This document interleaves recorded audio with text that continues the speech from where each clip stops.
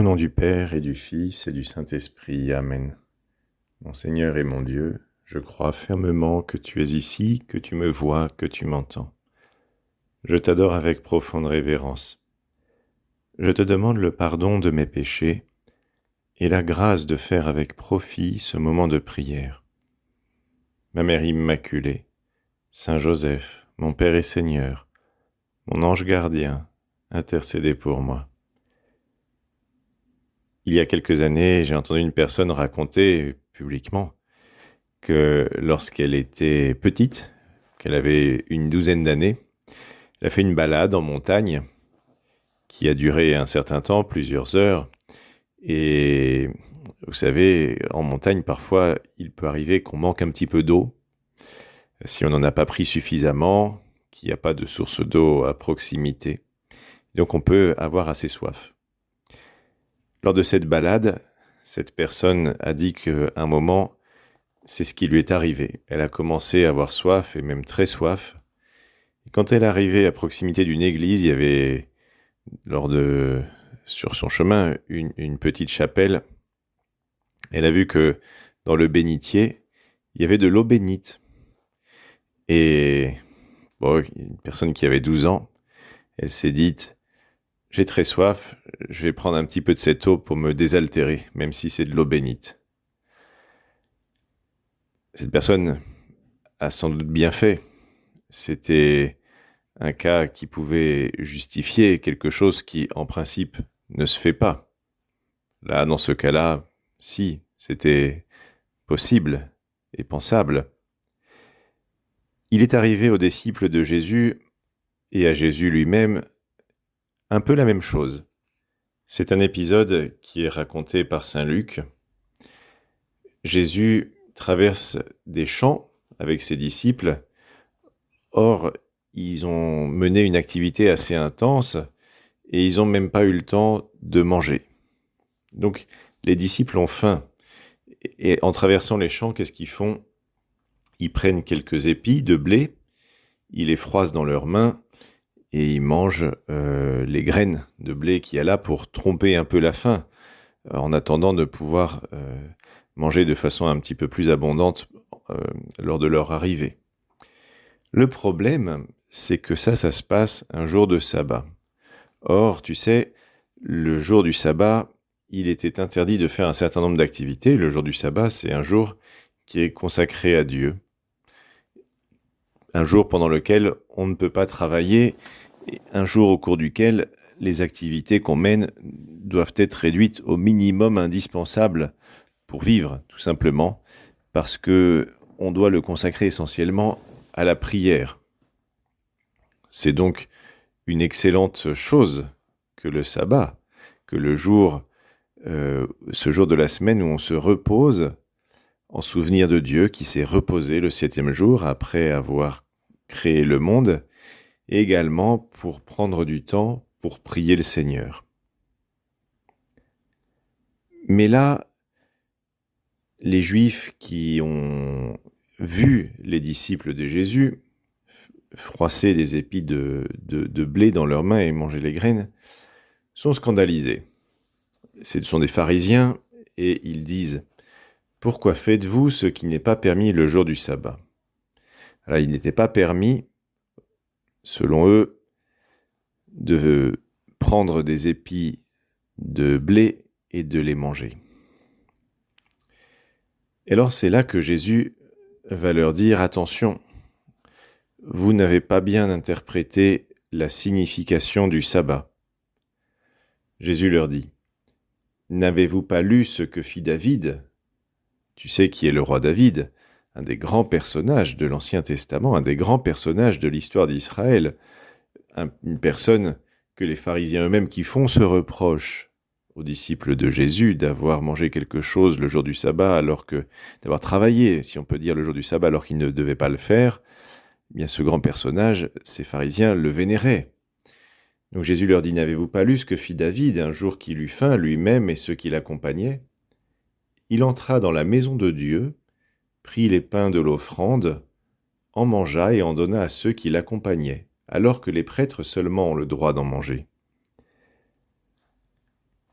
il y avait des pains qui étaient réservés pour être offerts à Dieu, et seuls les prêtres pouvaient en manger au cours de l'action rituelle qui avait lieu. Et le roi David, alors qu'il a faim, demande si lui et ses compagnons peuvent manger de ce pain. Ce que Jésus sous-entend là, c'est que les pharisiens, avec le raisonnement qu'ils ont fait auprès de ses disciples, à lui, qui mangeait des grains de blé après les avoir frottés, un peu les extraits des épis, eh bien, les pharisiens auraient condamné aussi le roi David qui aurait mangé le pain qui n'est permis normalement et d'ordinaire qu'aux prêtres de manger. Il leur dit, vous faites un mauvais raisonnement. Parce qu'en réalité, le sabbat a été fait pour l'homme et non l'homme pour le sabbat. C'est quelque chose qu'il a dit à un autre moment. Et là, il va encore plus loin parce qu'il leur dit, le Fils de l'homme est maître du sabbat. C'est-à-dire que c'est lui, Jésus est Dieu, et c'est Dieu qui a créé le sabbat. Jésus a autorité sur le sabbat. C'est lui qui peut interpréter les règles que Dieu a données dans le bon sens, parce que c'est lui qui les a voulues.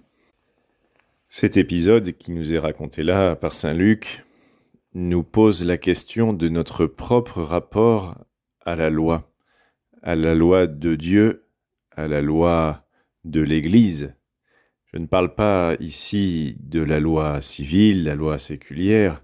Le Seigneur nous demande de l'observer. C'est très clair dans l'Évangile, c'est très clair chez Saint Paul, à moins que ce soit une loi immorale, évidemment. Mais notre rapport à la loi de Dieu, à la loi de l'Église.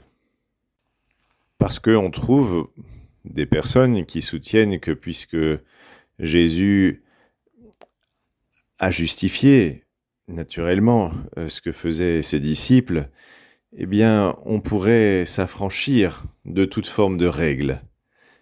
Mais c'est faux. Non, ce que Jésus nous demande, c'est de leur donner leur vrai sens, le sens le plus profond.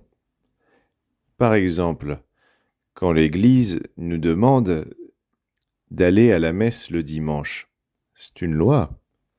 Et c'est une loi dont on ne peut pas s'affranchir.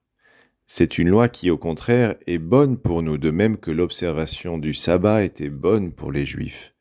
La sanctification du dimanche, le fait de s'abstenir, si c'est possible, d'activités qui soient trop prenantes et qui nous empêchent de nous consacrer davantage à la prière, davantage à des œuvres de charité, davantage à notre famille, qui nous permettent de nous rendre à la messe.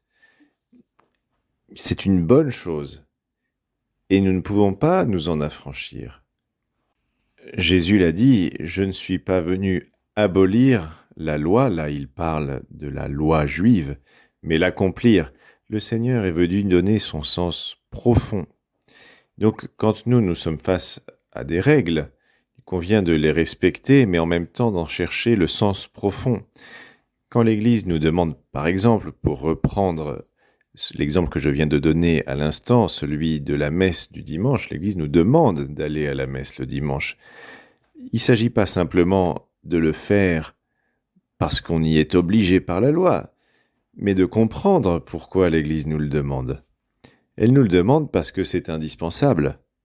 C'est les chrétiens qui, dès le début, ont compris cela, que sans le dimanche, ils ne pouvaient pas survivre.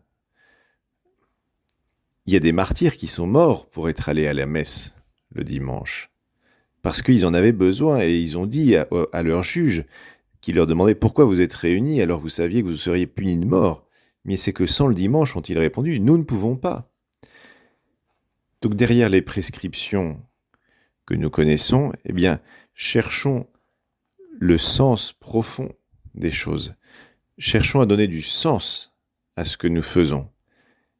Nous n'allons pas à la messe simplement parce que il faut y aller, mais parce que c'est le moment où nous allons pouvoir prier avec plus d'intensité, demander beaucoup de choses au Seigneur, qui sera présent. Et si nous sommes en état de grâce, nous allons en plus pouvoir communier. Et c'est un moment exceptionnel dans notre semaine, c'est le meilleur moment de la semaine. C'est pour ça que nous allons à la messe. Il s'agit donc de trouver le sens profond dans tout ce que nous faisons. Voilà quelque chose que nous pouvons peut-être demander au Seigneur aujourd'hui par l'intercession de la Vierge Marie. Je te remercie, mon Dieu, des bonnes résolutions, des actes d'amour et des inspirations que tu m'as communiquées dans cette méditation. Je te demande de m'aider à les mettre en pratique. Ma Mère Immaculée, Saint Joseph, mon Père et Seigneur, mon ange gardien, intercédez pour moi.